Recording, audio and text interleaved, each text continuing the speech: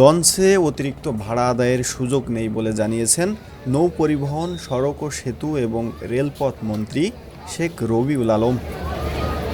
তিনি বলেন, প্রতিটি লঞ্চে ভাড়ার চার্ট টানানো রয়েছে এবং ডিজিটাল ডিসপ্লেতেও নির্ধারিত ভাড়া উল্লেখ করা রয়েছে। কোনো অনিয়ম হলে ব্যবস্থা নেওয়া হবে। পবিত্র ঈদুল আজহাকে সামনে রেখে নৌপথে যাত্রী সেবা নিশ্চিত করতে মঙ্গলবার রাজধানীর সদরঘাট লঞ্চ টার্মিনাল পরিদর্শনের পর তিনি এসব কথা বলেন। এ সময় তার সঙ্গে উপস্থিত ছিলেন নৌ প্রতিমন্ত্রী রাজীব আহসান।